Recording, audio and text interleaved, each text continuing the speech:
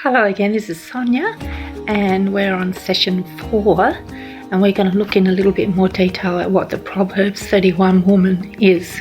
I love this chapter in the Bible. It's the final chapter of Proverbs, which was, some say, written by Solomon, and it starts with a lot of warning to young men about the negative side of women, following women that aren't following the Lord, and how powerful she is.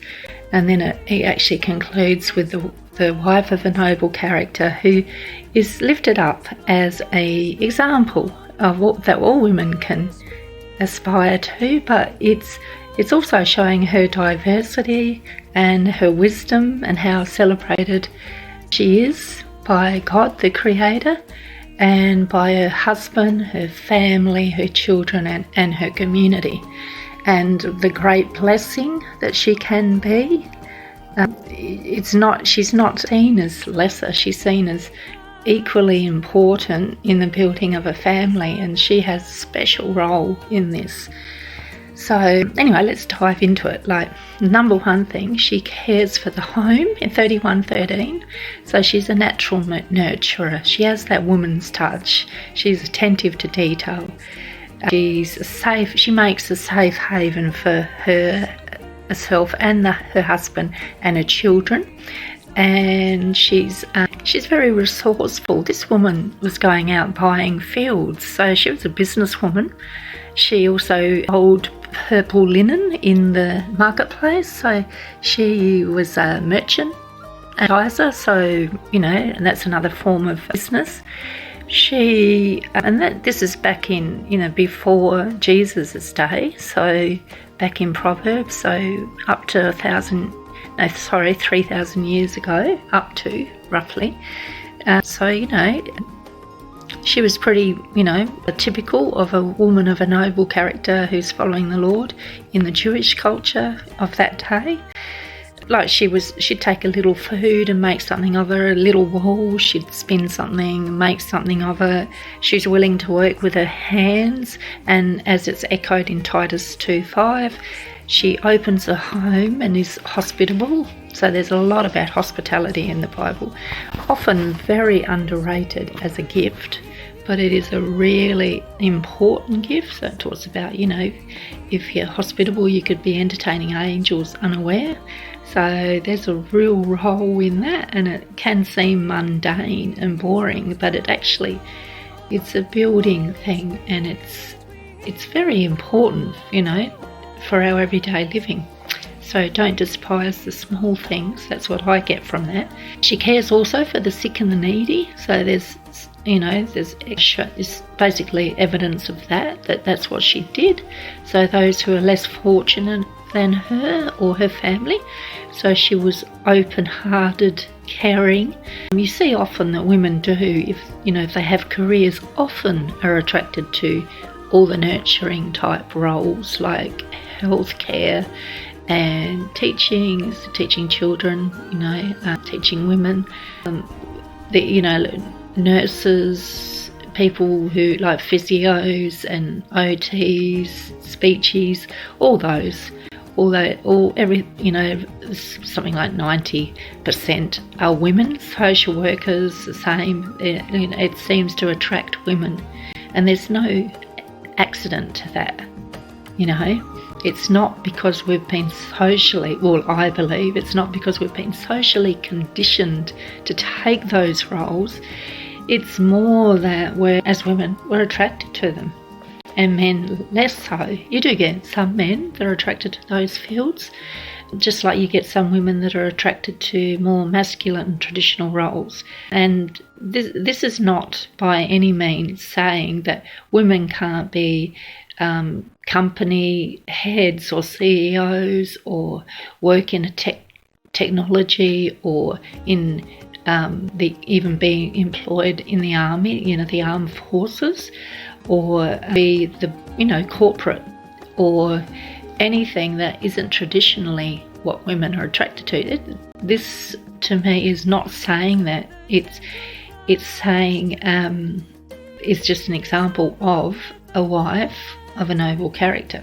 So people can get this is what I've seen. People can get hung up on one bit of scripture, and then we say, well, all women have to look like that. This is just an example. There was other examples as well in the Bible, but we're just looking at this one at the moment. She serves others. So in Proverbs 31, 15 and 20, she's learned the love of Christ. So she has the love of Christ for others. Now, Jesus hadn't come and lived and died at this stage in history, but you can see Jesus all through the Old Testament, references to him, everything points to him. And this woman was Jewish, but she was a God-fearer of that day. So she strives to be trusted by others, Proverbs 31, 11 to 16.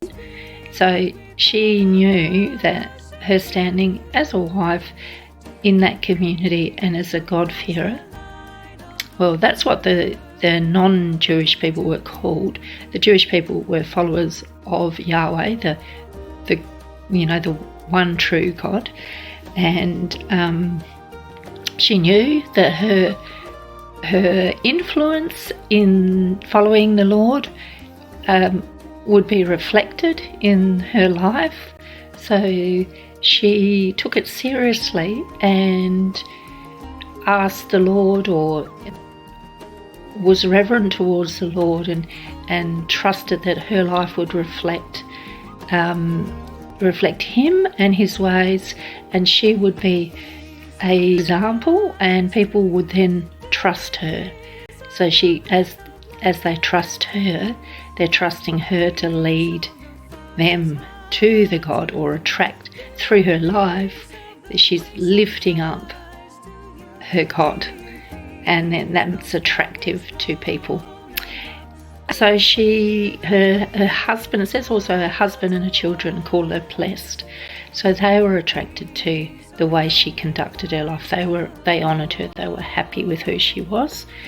She was dependable, responsible.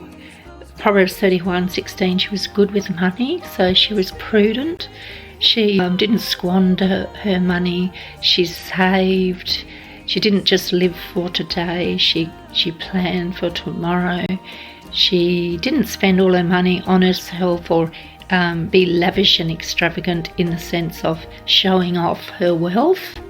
She used her wealth because by the looks of it, this woman wasn't exceedingly wealthy, but she wasn't poor either. So she had money, she had servants. So she looked after her servants, and she honoured her servants, and she made sure that their needs were met. So she was a good boss, and she made sure that she used her money wisely. She didn't squander it, and she didn't spend it all on herself. Like, we could be, as women, tempted to spend a lot of money on ourselves. Just the way it is, the marketing, the system at the moment, with all the things commercially that you can buy and you're attracted to, and the retail therapy that women do. Sometimes it's out of boredom, sometimes it's trying to fill something in us that we lack, and we can and should, I won't say should, but it would be wise for us to get those needs met through Jesus, because that's what he does, that's what he's good at. So she added value to her family. She didn't take from her family, she added value. She doesn't want wealth to be displayed, so she's not consumed with showing off. We've already said that. Proverbs 31:17 and 19, she was a hard worker.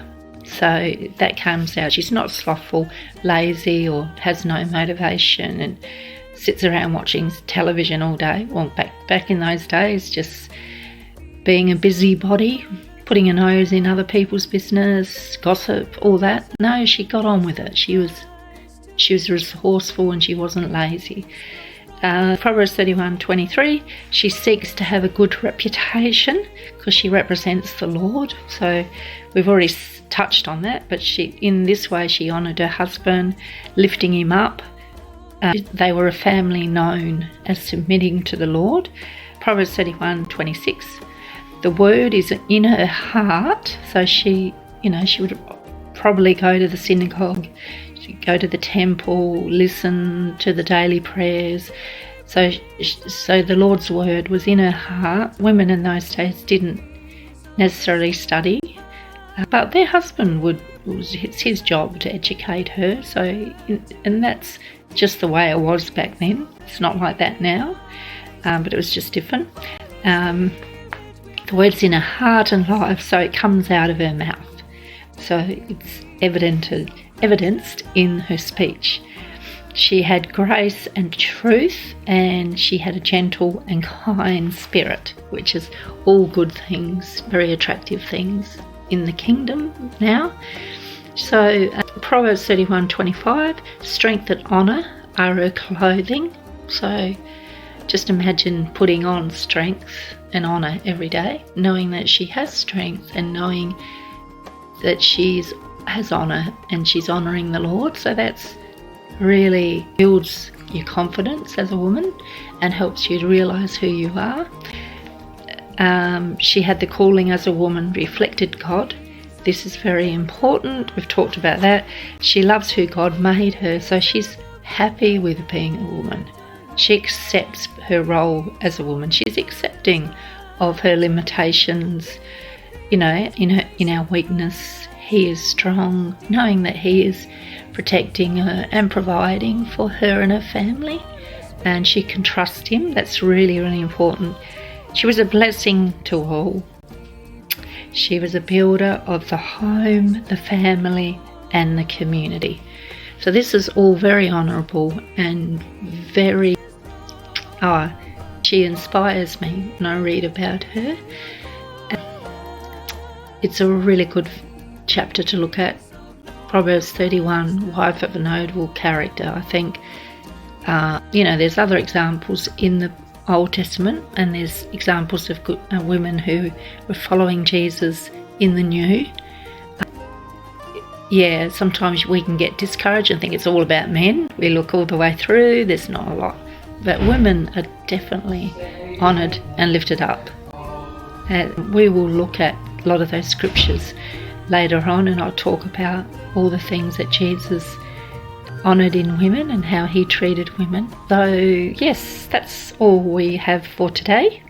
Thank you for listening, and I'll see you next time in session 5. Okay, bye for now.